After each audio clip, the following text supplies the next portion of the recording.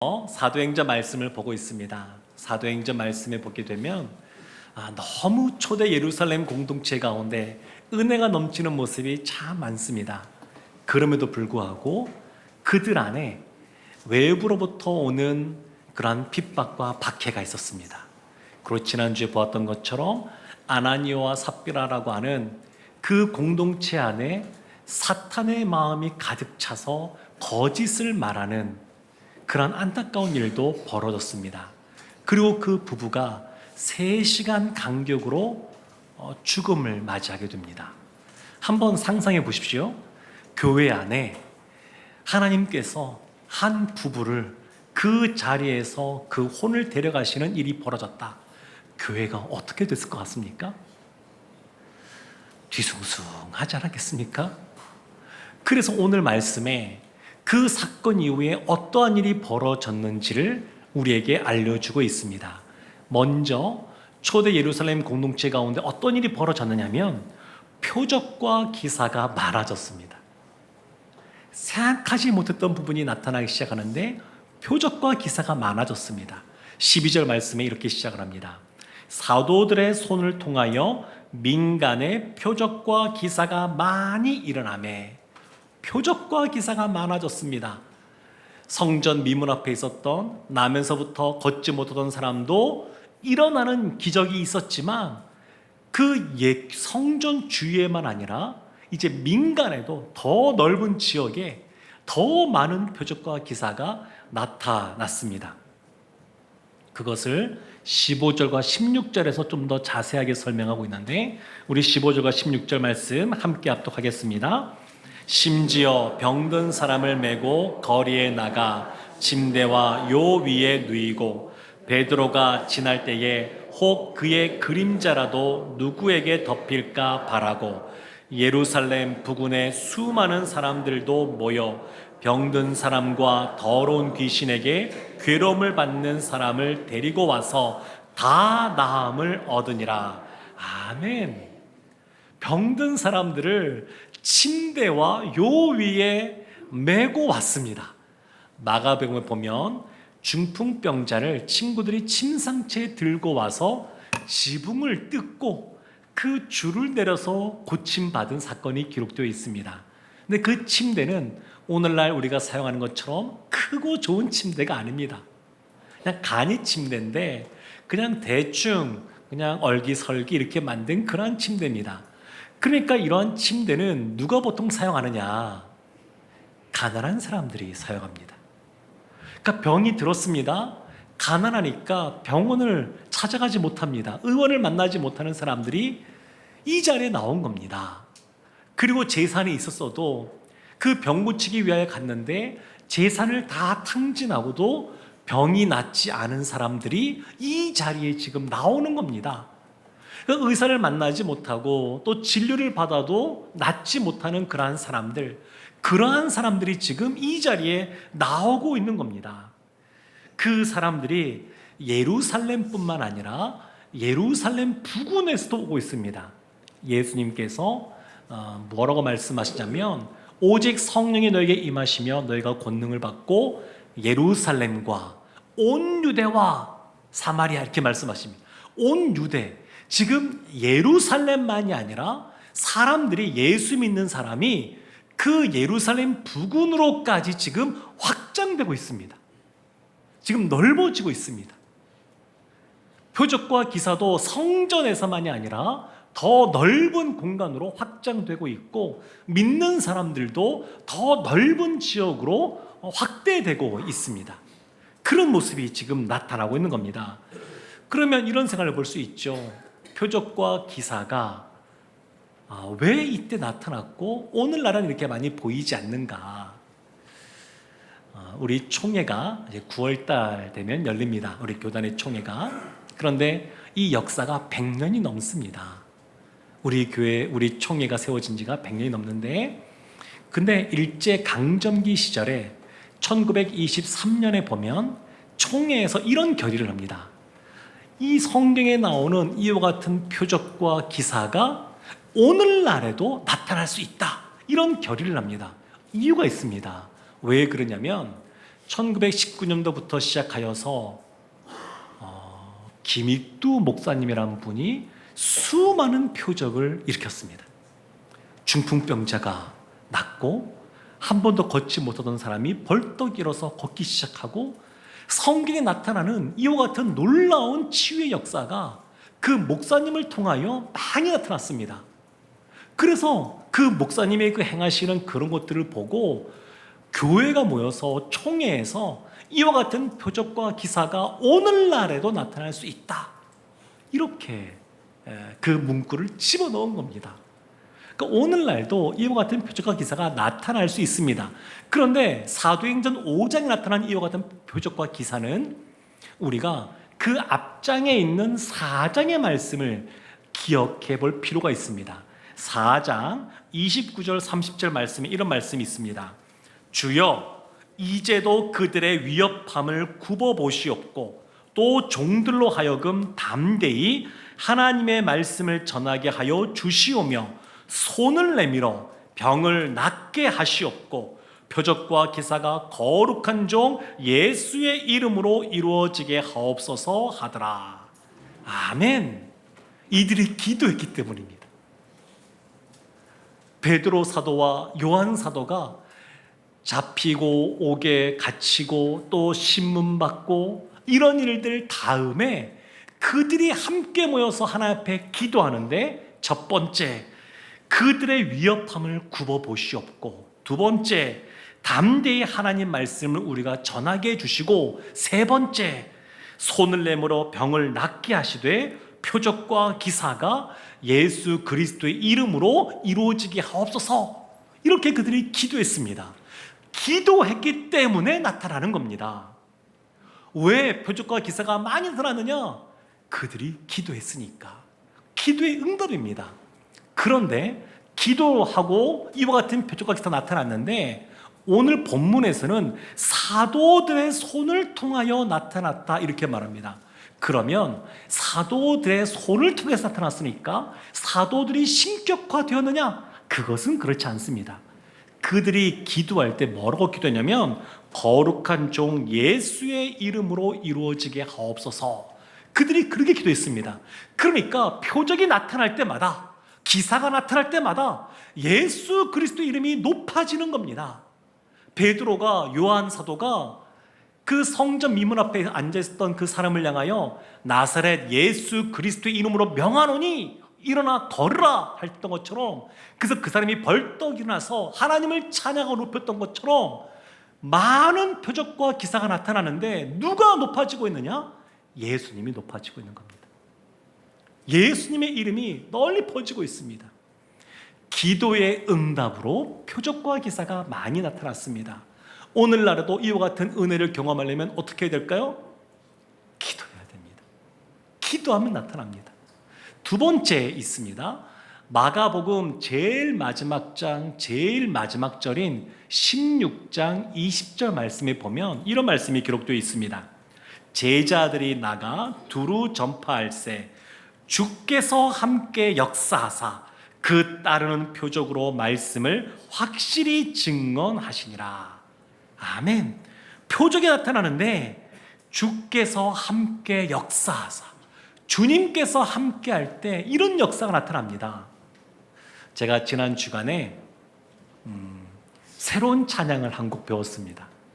근데 새로 발표된 곡은 아니고 수십 년 전에 발표됐는데, 그리고 나름 유명한 찬양인데 저는 몰랐던 찬양, 그런 찬양이 있었습니다. 그래서 지난 주간 동안 이 찬양을 제가 반복해서 불렀습니다. 제 마음속에 이 찬양이 가득 차 있었습니다. 이런 찬양입니다. 주와 함께라면 나는 행복해요. 참된 부요함이 내 맘에 가득하니까. 2절 이렇게 갑니다. 주와 함께라면 나는 행복해요.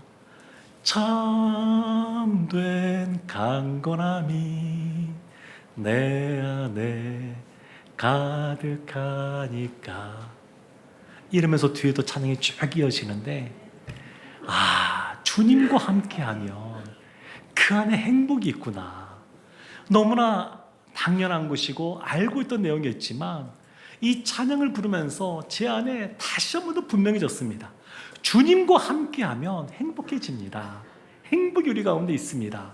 그런데 행복할 뿐만 아니라 주님이 우리와 함께하면 무엇이 나타나냐면 능력이 나타납니다.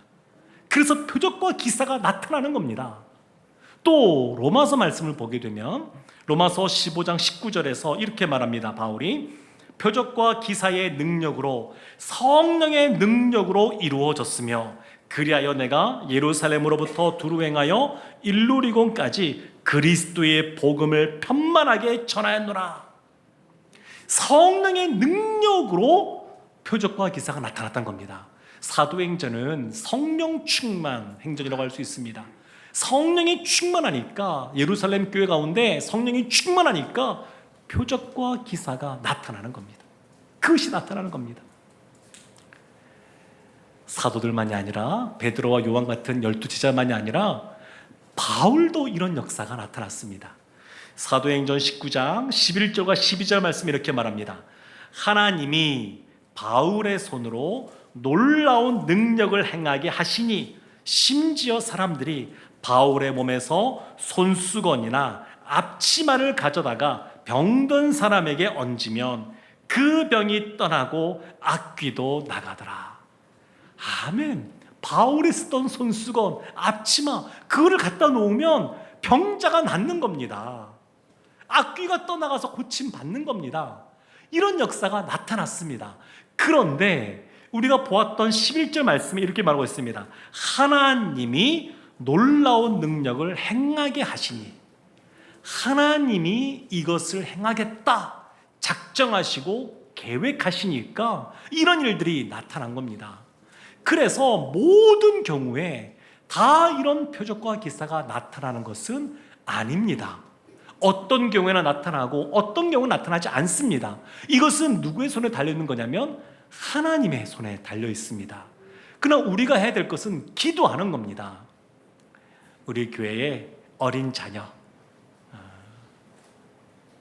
우리가 늘 기도하던, 금요일마다 기도하던 한 어린 자녀가 지난주 어떤 일이 있었냐면, 그전에는 그 질병이 있는데 평생 그건 안고 가야 된다고, 고쳐지지 않는 거라고, 이런 이야기를 들었었습니다.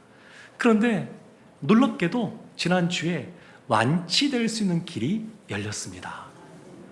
너무 감사하죠. 많은 분들이 기도하고 있는 그런 내용이니까 너무너무 감사합니다. 그런데 이렇게 완치될 수도 있고 또 어떤 경우에는 그렇지 않을 수도 있습니다. 누구에게 달리는 거냐면 하나님께 달려 있습니다. 그러나 하나님은 우리를 사랑하시는 분이시고 우리의 선한 목자되시고 우리의 가장 좋은 것을 주시는 분이시기 때문에 우리가 기도하면 그 마음을 하나님이 받으십니다. 그리고 우리가 기도한 대로 이루어지지 않아도 하나님께서 가장 좋은 방법으로 그 기도를 사용하십니다. 이 예루살렘 교회 가운데 표적과 기사가 많이 나타났습니다. 두 번째, 이 초대 예루살렘 교회 가운데 부흥이 나타났습니다. 지금 아나니아와 삽비라 사건을 통해서 뒤숭숭한 분위기인데 부흥이 나타나는 겁니다. 12절 말씀 다시 보면 사도들의 손을 통하여 민간의 표적과 기사가 많이 일어나매 라고 하면서 믿는 사람이 다 마음을 같이하여 솔로몬 행각에 모이고, 사람들이 마음을 같이 했습니다. 그리고 솔로몬 행각에 모였습니다. 솔로몬 행각은 헤롯 왕이 성전 옆에 지어놓은 곳인데 이방인들도 모일 수 있는 곳입니다. 누구라도 모일 수 있는 곳입니다. 근데 거기에 많은 사람들이 모였습니다. 이건 굉장히 위험한 겁니다. 왜냐하면 그 당시에 권력자인 사내들인 공회에서 이 베드로와 요한을 다시는 예수 그리스도 이름으로 뭔가를 하지 말라, 말하지 말라, 이렇게 위협했었습니다. 그러니까 이 공개된 장소는 복음을 효과적으로 전할 수 있는 장소이면서도 동시에 핍박과 비난을 받을 수 있는 그러한 위험한 장소이기도 했습니다. 그런데 사도들과 초대 예루살렘 교회 이 성도님들은 마음을 같이 하고 그 자리에 모이기를 힘썼습니다. 두려워하지 않았습니다. 묘한 것은 뭐냐면 12절 바로 앞에 있는 11절 말씀에 이런 말씀이 있었습니다. 온 교회와 이 일을 듣는 사람들이 다 크게 두려워하니라. 아나니와 삽비라 부부가 그 생명이 떠난 다음에 온 교회가 또 사람들이 두려워하는 마음이 생겼습니다. 근데 그들이 다 믿음 안에서 믿는 사람이 다 마음을 같이 하였다 이렇게 말합니다. 그러니까 한 마음이 되었다는 것은 뭐냐? 하나님을 경외하는 마음, 하나님을 경건하게 두려워하는 마음이 각 사람들 마음에 있었고 그것 때문에 그들이 하나가 되었다는 겁니다. 어떻게 하면 하나가 될 수 있느냐? 그 공동체 안에 있는 그 거짓된 것을 제거하고 그들이 정결하게 되었을 때에 하나가 됩니다. 어떻게 하면 하나가 되느냐? 한 사람 한 사람 그 영혼들 안에 하나님을 경외하는 마음이 가득할 때 그들이 하나가 될 수 있습니다. 요한일서 말씀에 보면 요한 사도가 그 공동체에게 써보는 서신에서 이렇게 말합니다. 우리가 서로 사귀기를 원하는데 우리의 사귐은 하나님과 그의 아들 예수 그리스도 안에서 누리는 사귐이다 이렇게 말을 합니다. 그러니까 옆에 있는 사람과 취미가 같다고 하나 될 수 있는 것 아닙니다. 부부로 살아도 수십 년 살아도 한마음 되기가 그렇게 어렵지 않습니까?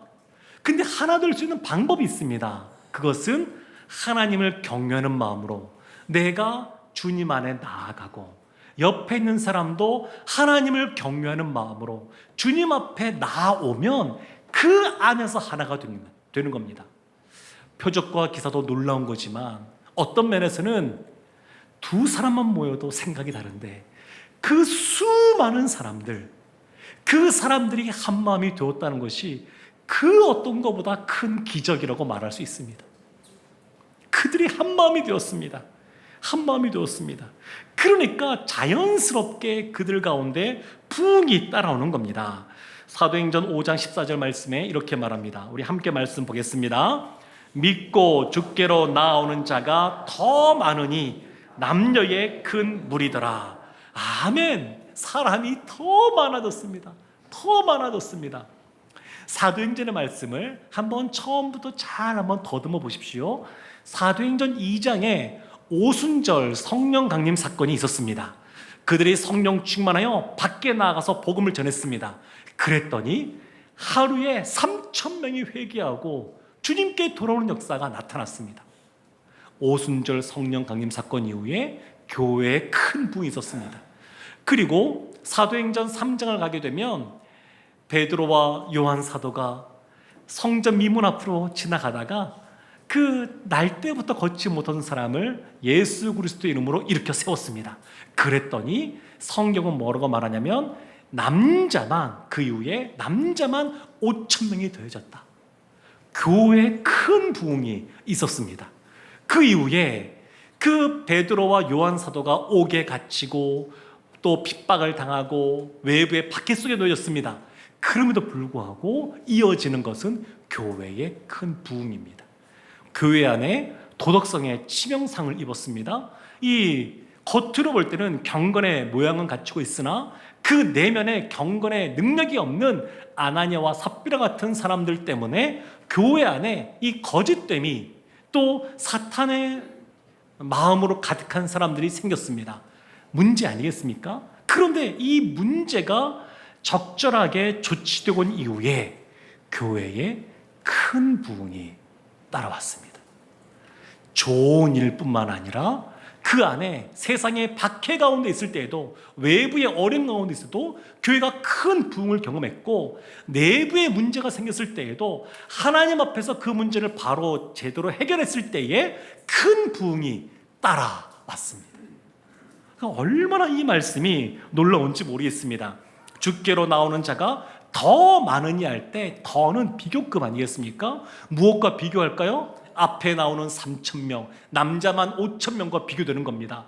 지금 이 사건 이후에, 아나니아와 삽비라 사건 이후에 3,000명, 남자만 5,000명보다 더 많은 사람들이 모였다는 겁니다. 놀라운 부흥이 따라왔습니다. 그 교회가 부흥하는 겁니다. 표적과 기사가 나타났고, 그리고 한 마음이 돼서 큰 부흥을 경험하는 모습이 그들 가운데 나타났습니다. 세 번째는 약간 묘한 그런 구절이 있는데 13절 말씀입니다. 우리 13절 말씀 함께 합독하겠습니다. 그 나머지는 감히 그들과 상종하는 사람이 없으나 백성이 칭송하더라. 아멘. 지금 사도들의 표적과 기사로 말미암아 또 많은 또 믿는 사람들의 한 마음이 되고 교회 풍부흥이 있었습니다. 근데 반응하는 사람들이, 여기에 반응한 사람 두 부류의 사람이 있었습니다. 첫 번째는 세상에 속한 사람들인데 아예 상종하지 않는 겁니다. 이제 세상이 교회를 두려워하게 되었습니다. 그러니까 깨끗하고 밝고 순수해 보는 사람이 있으면 그냥 스스로 때가 묻었다고 생각하고 악하다고 생각하는 사람이 그냥 거리를 두는 것처럼 그런 모습이 지금 나타나는 겁니다. 아예 상종하지 않는 사람들, 빛으로부터 멀어지는 사람들, 어둠에 속한 사람들, 그런 사람들이 분명하게 생겼다는 겁니다. 또 하나는 백성들이 칭송하는 겁니다. 또 한 부류는 칭송하는 겁니다. 교회가 세상으로부터도 칭찬 들어야 전도의 문이 활짝 열립니다. 지금 그 칭송하는 사람들이 있었습니다. 지금 말씀 보게 되면 15절과 16절 우리가 보았던 그 말씀에 보면 베드로가 지날 때 혹 그의 그림자라도 누구에 덮일까 바라고 수많은 사람들이 모여들었습니다. 이렇게 사람들이 모여드는 겁니다. 모여드는 거. 베드로의 그림자라도 덮일까 바라는 것, 이것은 베드로를 신격화하는 것이 아닙니다. 지금 초대 예루살렘 교회는 그런 모습이 보이지가 않습니다. 그것은 베드로의 그림자라도 덮이면 그들이 너무너무 질병이 고침받고 싶은데, 그리고 주 앞에 믿음으로 나와왔는데 수많은 사람들이 있으니까 그 앞에 나가지 못하는 상황 속에서 예수님의 옷깃만 잡아도 나을 줄로 믿었던 혈루증 앓던 여인처럼 이들의 믿음으로 이와 같이 했던 겁니다. 그랬더니 이들이 고침을 받은 겁니다. 다 나음을 입었습니다. 베드로나 이런 사도 자체가 능력이 있는 것이 아닙니다. 모세가 보면 그 손에 지팡이를 들고, 마른 지팡이, 말라 뒤틀어진 그 지팡이를 들고 하나님의 역사를 행합니다. 그런데 그걸 보면서 모세가 무슨 생각을 했겠습니까? 아, 나와 같은 존재구나. 모세도 입이 어눌한 사람입니다. 나이가 많습니다. 뭐 힘이 강건한 그런 청년의 때가 아닙니다. 그런데 이 모세가 이 지팡이를 보고, 아, 내가 하나님의 손에 붙들림 바 된 이 지팡이 같은 존재구나, 그걸 깨닫습니다. 하나님의 역사는, 하나님은 이 그림자조차도 사용하셔서 전도의 문을 열기도 하시고 치유를 나타내기도 하시고 그렇게 하십니다. 마른 지팡이 같다 그래도 하나님 손에 들리면 하나님의 역사가 나타납니다. 지금 이런 모습이 이들 가운데 있었습니다. 그러니까 교회는 아주 분명해야 됩니다. 선명해야 됩니다. 그래야 교회를 두려워하는 사람들도 생기고 이 교회에 대해서 호감을 갖고 칭찬하고 나오는 사람들도 생깁니다. 교회 안에 그래서 거짓을 조금도 용납해서는 안 됩니다. 우리 안에 연약함과 또 부족함이 있고 실수를 할 때도 있습니다. 그래서 우리 가운데 그러한 거짓의 문제가 드러날 수도 있습니다. 그러나 이것을 하나님 앞에서 바로 해결하면 하나님께서 더 귀하게 보시고 더 많은 사람들을 이 공동체 가운데 보내실 줄로 믿습니다. 어떠한 사람이 하나님을 두려워하느냐, 어떠한 사람이 하나님께 소망을 갖고 문제가 있을 때 하나님 앞에 나오느냐, 그것은 하나님을 제대로 아는 사람이 그렇게 행합니다. 하나님의 행하심, 하나님께서 은혜 베푸심에 대하여 경험한 사람들이 그렇게 행합니다. 어떤 문제가 있을 때에 그 문제 가지고 모든 문제의 해결자 되시는 분은 하나님이라고 믿고 그 문제를 갖고 나오는 사람, 그리고 그 은혜를 경험한 사람은 또 다시 그와 비슷한 문제가 생겼을 때에 하나님 앞에 그 문제를 갖고 나옵니다. 자녀와 관련된 부모가 어찌할 수 없는 문제들, 하나님께서 이 자녀의 진짜 부모 되신다는 것을 믿는 사람은 그 자녀의 문제를 가지고 하나님께 갖고 나옵니다. 그럼 어떤 사람이 이렇게 하나님을 두려워하지 않고 문제가 있을 때 하나님께 갖고 나오지 않느냐? 그거는 분명합니다. 하나님을 아직 제대로 알지 못하는 사람, 하나님을 제대로 아직 경험해보지 못한 사람이 하나님을 가볍게 여기고 하나님을 두려워하지 않고 문제가 있을 때 본인의 힘으로 해결하려고 그럽니다. 근데 이 초대 예루살렘 교회는 아나니아와 삽비라 사건을 통해서 하나님을 향하여 두려워하는 마음과 동시에 하나님을 향하여 소망을 품는 공동체가 되었습니다. 문제가 있을 때마다 갖고 나오는 겁니다. 사랑하는 성도 여러분, 이와 같은 모습은 교회 공동체만이 아닙니다. 우리 개인도 마찬가지입니다. 우리가 삶을 살아가면서 때로는 우리의 실수 때문에, 우리의 잘못 때문에 어려운 일을 맞닥뜨릴 때도 있고, 아니면 믿음의 싸움을 하다 보니까 시련을 겪을 때도 있습니다. 그런데 그 같은 문제가 생겼을 때에 어떠한 외부의 박해든 내부의 문제이든 아니면 좋은 일이든 주님 앞에 갖고 나오면 결국 그 마지막은 부흥입니다. 어렵고 힘든 시간을 보내는 것 같지만 우리의 성품이 주님을 더 닮아가게 되고 하나님의 뜻을 더 이루는 도구로서 저희가 쓰임받게 됩니다. 바라기는 좋은 일이 있을 때나 힘든 일이 있을 때나 하나님을 경외함으로 소망을 품고 나아가 하나님 주시는 진정한 부흥을 경험하는 우리 모두가 되기를, 또 우리 교회가 되기를 주님의 이름으로 축원합니다. 아멘. 우리 시간